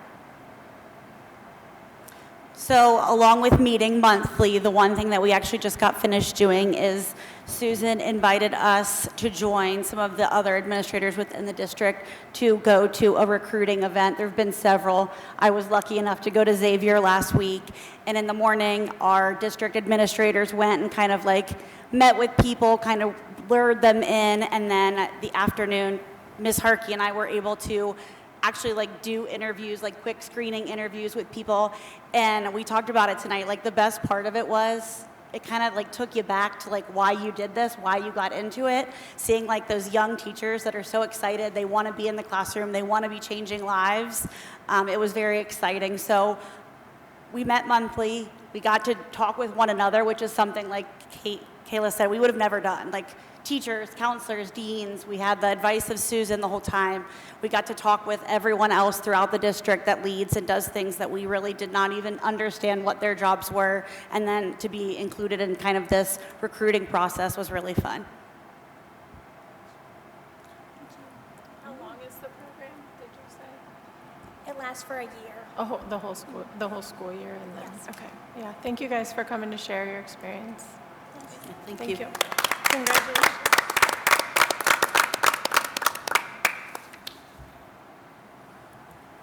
Next, we'll move to community comments. Northwest Board of Education welcomes the opportunity to listen to Northwest Local School District residents' comments, suggestions, and concerns on educational issues.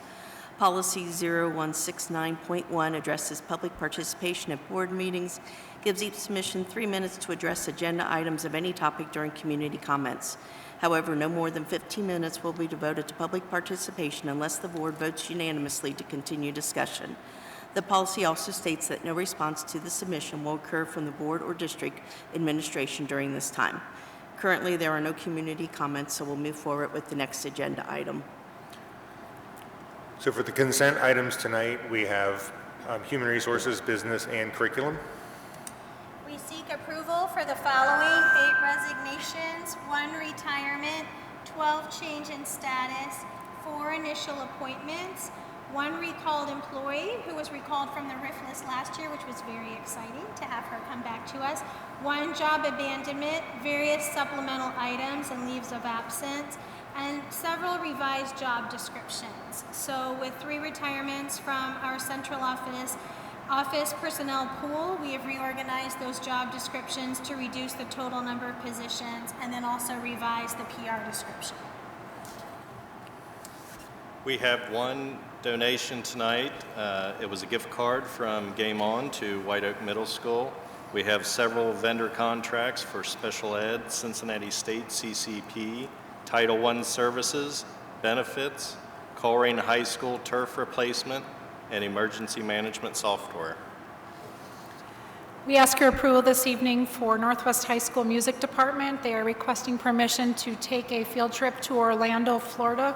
This is actually for the spring of 2026, but your approval tonight will allow them to start fundraising for the event. With that, the superintendent recommends the board approve the consent items as listed. So moved. Second. Are any of the positions that we're approving new, or did we just adjust some for them?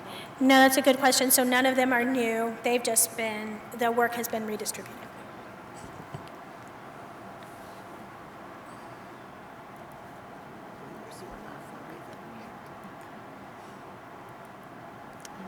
One second here, I got off on the wrong thing. Okay. This is all out of order. Yeah, I know I clicked on the wrong thing. Yes.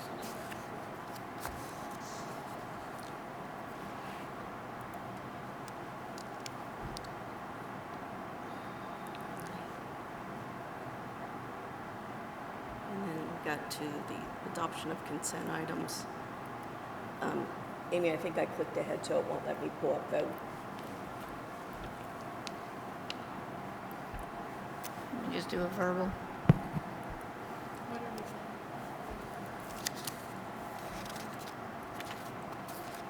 Mr. Heather? Are we not, what are we doing? Was there a motion in a second? Chris and Jim. Chris motion, Jim second. Do you want me to do the vote, or is it already in there? I'm sorry, what? Do you want me to do the vote, or is it already in there? Yeah, you can do the vote. That was actually the agenda vote. Okay. Well, why are we not on it, on here?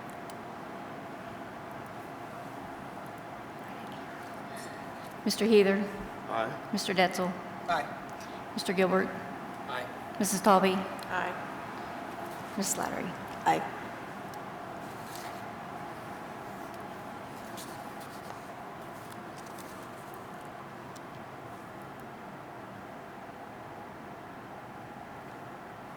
Will it let you get to fiscal?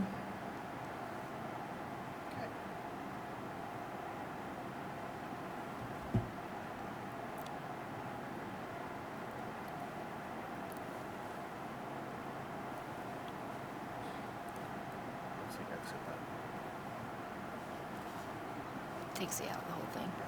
Will it let you refresh? I'm sorry about that. The wrong thing.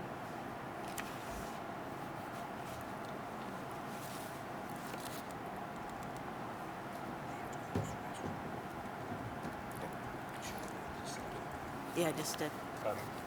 Yeah, you can. Ms. Slattery, if we take a short recess so Mr. Detzel can take a quick break. Oh, okay.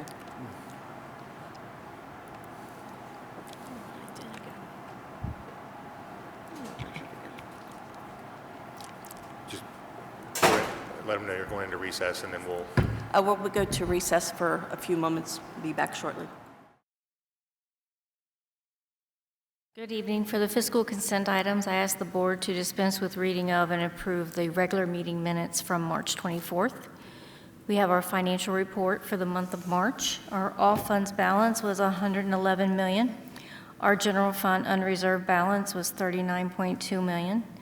Our revenues year to date are at $97 million, or at 86% through the year.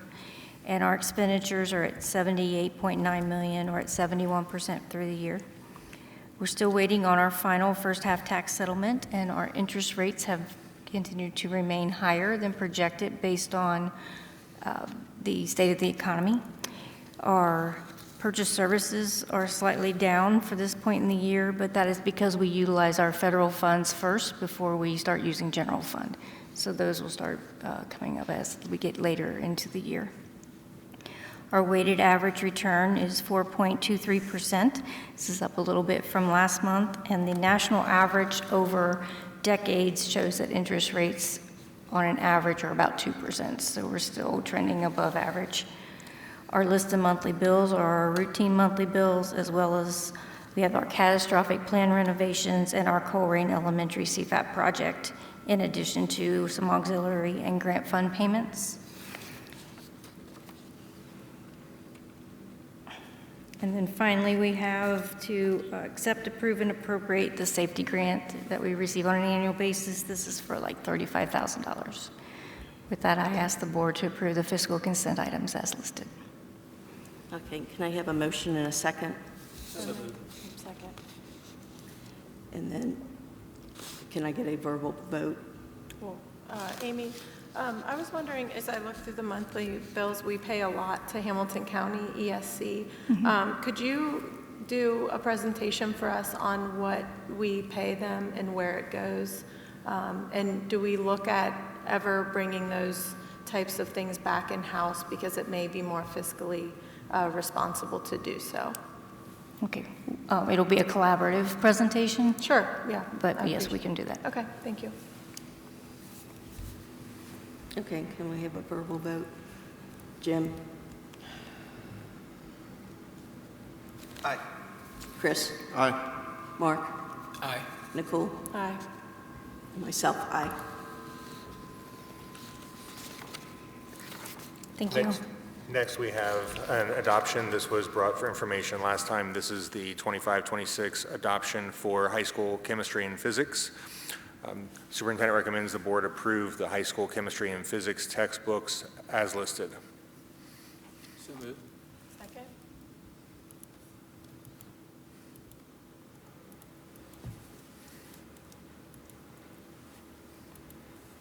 Looks like you're on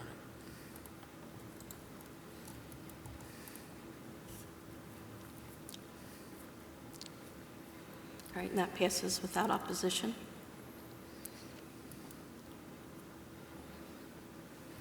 Next, we have our Neola board policy updates. This is part of our semi-annual update from Neola with standard policy updates. Superintendent recommends the board approve the policy updates as listed.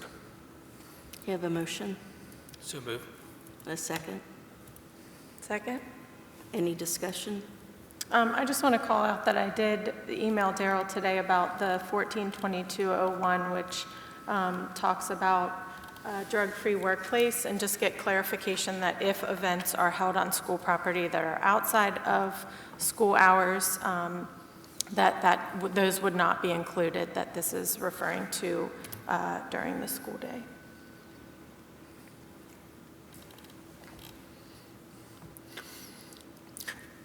It encompasses after school day as well, but it does not encompass non-district events. So some of the non-district events that are held on our property would not be included in this policy. Any other questions?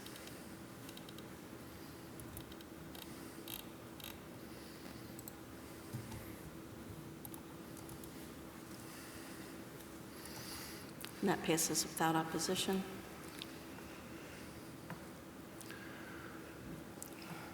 We also have a resolution to advertise and accept bids for the Transitions Academy project at the Northwest High School Career Center.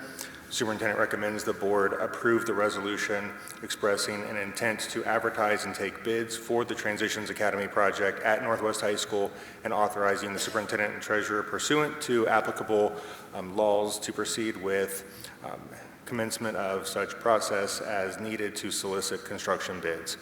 Superintendent recommends the board approve the item as listed. I have a motion. So moved. Second. Any questions? Back when we were talking about the Corrigan Elementary project, there wasn't any room at any of our buildings, but now there is. What changed? This was always part of the initial plan that the Career Center would have space for Transitions Academy.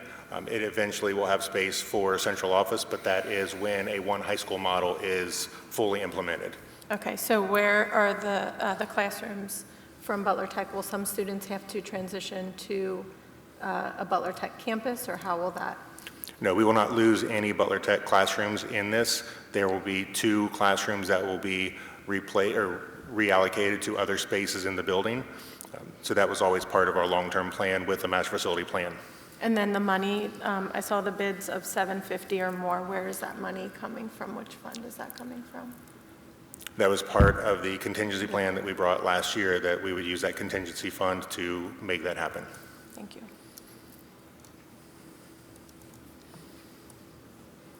Any other questions? Okay, go ahead and vote.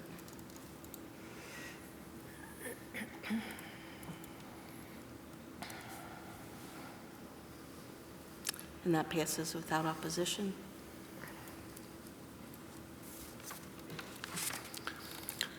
The next item, the Boosters had another successful gala event as a fundraiser. They are asking permission to do a gala again next year. They've selected the date. We've cross-referenced it with the district calendar, and we'll hold that date open for them so there are no conflicts. So the superintendent recommends the board approve the Booster MOA as listed. So move. Second. Any questions? Daryl, what is the date that they have tentatively, March or something? Yeah, it's March, I believe it's 21st. 21st. No other questions? Yeah, I just have a couple notes here. Daryl called me earlier this week that he was updating this to no longer allow the Boosters to sell a bottle of alcohol with the school name on it. There are numerous high schools, both public and parochial, that do this. I have pictures of multiple schools in our area that have done it and are continuing to do it. I thought it was a unique and neat way for the Boosters to create a keepsake for the event. I was at the gala for the entire evening, and there was never an issue or a concern. It was well managed, that table was. I do think it was highly inappropriate and unprofessional for Nancy to send an email expressing concern about the high school name being put on the bottle. The gala was a tasteful, well-executed, glamorous event held outside of school hours, not attended by high school students.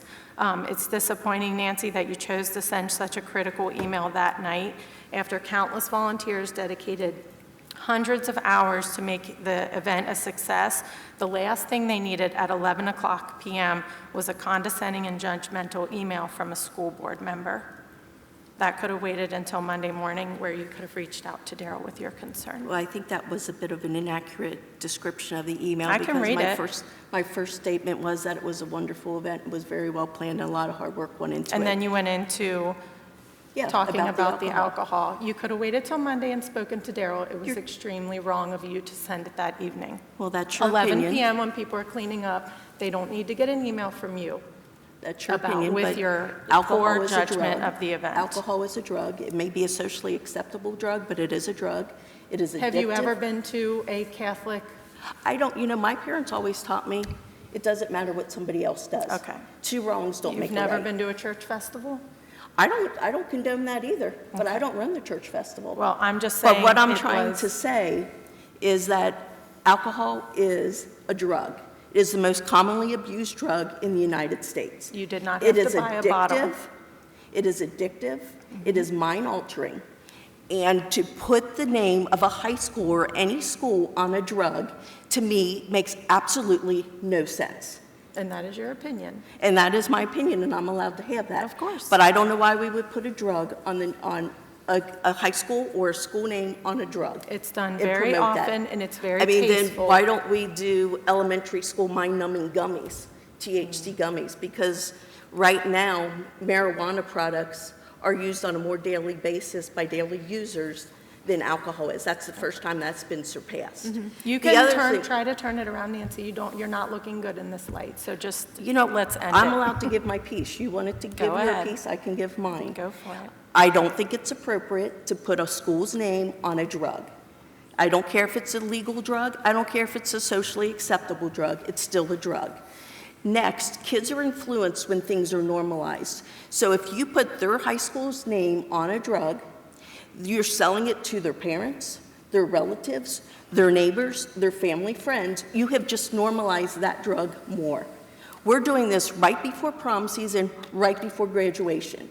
Kids are highly influenced, they're experimental, and gosh, what would be more cool than to drink Colerain High School bourbon at a Colerain High School prom or a Colerain High School graduation? It is a drug. It may be fine for adults to have alcohol, but then put Colerain boosters on it. Don't put the school's name on it. And that's what will happen going forward. And that's But your fine. email was extremely inappropriate. And again, that's your opinion. Not just mine, trust me. All right, we'll go ahead and vote on that now.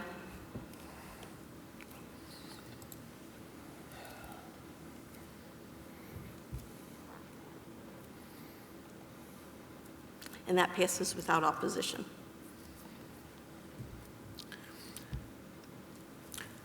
Next, we have additional donations. These are donations from Ms. Slattery to Colerain Middle School Library and gift cards to White Oak. The superintendent recommends the board approve the donations as listed. Need a motion? So moved. Second.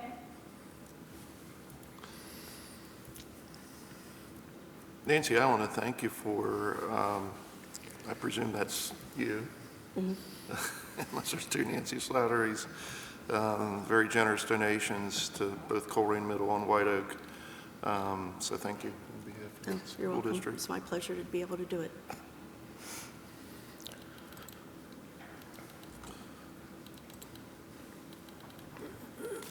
And that passes 4 with 1 abstaining. We do have another textbook adoption coming up for the next board meeting. This is a zoology textbook adoption. Again, it's gone through the curriculum process with teacher engagement, so this will be on the next agenda for approval. And let me know if you have questions about the textbook. Brenda, thank you for you guys always being at the board meetings to have those available. Thank you and your team for always having the textbooks available to parents to review beforehand. For the update tonight, just a couple of things. One, I just want to reiterate gratitude to the teachers who were recognized tonight, as well as the many teachers who are working day and night to make extremely positive influences in the lives of our kids. We have an amazing staff, and it's what makes our district such a unique and special place to be. Want to remind everyone that there is no school on Monday, April 21st. And then just to continue to update everyone that the open enrollment there's an FAQ on our website. Questions about the open enrollment process, we are directing people to go there. We've tried to take a lot of the questions that have come in and put them on that document so that we are keeping that updated with the most up-to-date information and questions that we're getting. As the timeline for opening it up to the public, which would be May 1st, comes up, we will continue to make social media announcements to make sure people are aware of the opportunity for open enrollment. Want to take a quick moment and just update where we are with the state budget process. We did send communication out that the governor's proposal for the biennium budget was released. We had great response from our community and our teachers around asking for some changes to that as it was in the House. The House has finished their revision to that. They have submitted their omnibus replacement of House Bill 96. Their version now goes to the Senate. They made some pretty drastic changes to what the governor had put out. There's a lot of detail behind that, but two of the biggest items that they addressed, they took the formula that we had been talking to our community about, and they kind of put that formula on hold, and they just flat funded public schools for the next 2 years at our current funding level. So that doesn't take into account increased costs for things that just normally have inflationary costs with that. The other thing that they put in was a cap on our cash reserve policy. So the carryover balance that we talked about in the 5-year forecast, they would cap that at 30%. That 30% cap on that cash reserve would limit the district to be able to save beyond that. That ability is what we used to fund Colerain Elementary without going to the voters for a bond. So we are concerned that that limit on cash balances would negatively impact the ability for the district to really plan long-term and to take some of those cash balances and use those strategically. We've talked a lot about when levies are passed, there's a bow tie effect because when you pass a levy, you ask for more than you need because the levy is meant to last a certain amount of years. So when you ask for more on the front end, that means you're collecting a larger amount, breaking even in the middle of that levy cycle, and then using the excess that you collected in the beginning to pay for the deficits in the end so that you can balance that out. That would limit the districts across the state of Ohio to be able to go for and use levies the way they're intended in the state. So there are some concerns. We are working on some communication to go out to our staff and our parents and our community soon so that we can help continue to educate people about where we are in that budget process. Again, we are only halfway there. The budget is now in the Senate side. The Senate will now go through hearings and look at what they want to do with it. It will then go to a conference committee and then will be sent to the governor by June 30th. So we're in the middle of a process, but as you can see, the process changes and evolves over time. So we'll continue to update people with this as the process continues. Leading into that, we also have graduations coming up. So I know our next meeting is in May. Want to acknowledge that we have both of our high school graduations coming up in May, Northwest High School on May 16th and Colerain High School on May 21st. One of the things that I think is exciting about this time of the year is really seeing our senior class really take that next step into whatever that next step is for them.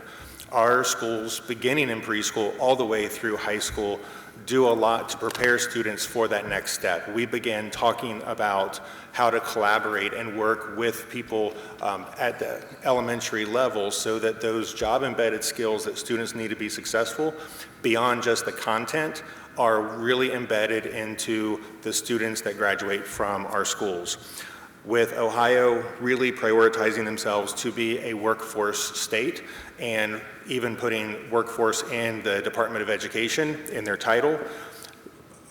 Ohio's public schools graduate 90% of the graduates statewide. So it's really important that we continue to prioritize funding for our public schools so that we continue to do what we do best, which is to prepare students for employment, enrollment, enlistment, and entrepreneurship, so that whatever path they take, they are uniquely prepared to take that step. So we are excited that graduation is coming up, and it's a reminder of how important our public schools are in that entire development. Because it is so important to highlight the graduates and what they're doing, we're also going to be doing profiles of graduates. So looking back to previous graduates and some of the unique and cool things that they're doing. So you'll start seeing on social media coming up in the coming weeks, and then an ongoing campaign to just continue to really promote the unique things that our graduates are doing because they've been so well prepared by the staff here in the schools. So we're excited for that to continue to roll out and for people to see just the really amazing things that our graduates are doing. What are those dates of those graduations? They're May 16th and May 21st. May 21st and the 18th of Yep, May 16th and 21. 16th. Northwest is first, Colerain is second. And then it's 21st. And they're at the arena at NKU. Down at NKU again? Yeah.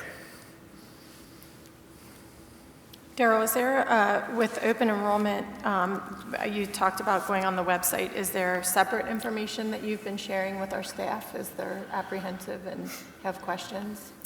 So one of the things that we've been doing is really looking at our data over a historical period of time to make sure that when because we already have a process for intra-district enrollment, which is where parents are wanting to send their student who goes to school A in our district to school B in our district. And we already have a process for looking at, is there room? We've gone back and used that process, but we've looked historically at data to look at, for buildings and grade levels, what is the historical enrollment trends for them, so that when we get to open enrollment and we finish our intra-district with kids just moving around within the district, that we can really look at how many kids normally come into this building so that we can try to make sure that we minimize some of those enrollment bumps, and we can try to manage the class sizes and they don't get too big. So we're working really hard on the back end, analyzing a lot of data to make sure that we are able to look at trends, to make sure that if we say there's room, there is, and even if we see some really high trends, that we don't see an over. Now, we can't guarantee that, but I can tell you that there's a lot of people working behind the scenes looking at a lot of data to try to make it as standardized as possible to make sure that we don't have classrooms that are really busting at the seams. And that's been shared with staff? I don't know that they know the entire process that we're going through, but as staff have reached out, I've told them that we are doing this process to try to make sure that we don't overinflate classrooms and looking at a lot of data. So it's still not an exact science, and I can't guarantee it, but we're doing everything we can to manage class sizes, even with open enrollment. All right, we'll move on to board comments. Jim? Just two things. I want to congratulate the academic quiz team. I really liked how they had a little competition here. That was very nice. And congratulations to them on a good year. And then congrats to all the teachers that won the Hamilton County PTA awards for Teachers of the Year. It's always nice to see that the teachers getting recognized. Yes. Nicole? Other than that, that's good. Nicole? Yep, just want to thank all of our staff that came tonight, building leaders, and just congratulate all of them for their time outside of the classroom that they all give back to our students, and our academic quiz team, and all of our spring sports. Wish them well this year. Mark? What everybody's been saying, I want to congratulate the teachers and appreciate the building principals coming in and sharing their staff with us. I like that we had the academic quiz team here. Our district offers something for everybody, and I'm glad it's just not around sports, it's just not around this or that. Everybody's got an outlet. If they choose to do so. Chris? Congratulations to all the teachers and the academic kids. That was incredible how good they were. Coming in tonight, I think we all saw the covering to the entrance to the building, the white thing that probably hasn't been touched in 50 years. How awful it looked. It's turned black with mold, I guess, on top, and it was leaking. Bear in mind, as we heard at our last meeting, that the boosters have promised to pay for half. I think it was $6,500 or something. We need to come up with that other money. I hope that that can be done. It's such a bad reflection on our district, just like the front plaza that we redid the cement on. That's the front door to this building. Those two things, the plaza and the covering. And when people come and get wet walking underneath it and just see how worn it looks, I think that's $6,500 well spent, and I hope we don't lose sight of that before next year, the fall of the next following school year. With that, that's it. All right, and I think after tonight we can really recognize that we are a truly blessed district. We have some superior, awesome educators, coaches, deans, counselors. We are so lucky to have these people who dedicate their time to our students, who have their heart and soul into the job that they do, and God bless them, and we really are a blessed district. And as we saw with the student achievements, every meeting, we have some remarkable students that continue to make great achievements, and it's just awesome to be able to share that with the public, and I hope people appreciate what wonderful students we do have. The other thing, I'd like to congratulate the Transportation Department, 5 weeks in a row with no cancellations. That is a job well done, and that's everybody in the department, from the administrators, supervisors, bus drivers, mechanics. Everybody's put out a good foot forward to do that, so congratulations to them. I know they hear a lot when people aren't happy with them, so I hope they hear some appreciation of a job well done for the past 5 weeks. All right, and with that, Darrell, executive session. Yep. Superintendent recommends that the board approve the motion to move into executive session as listed to discuss the evaluation of the treasurer. So moved. Second.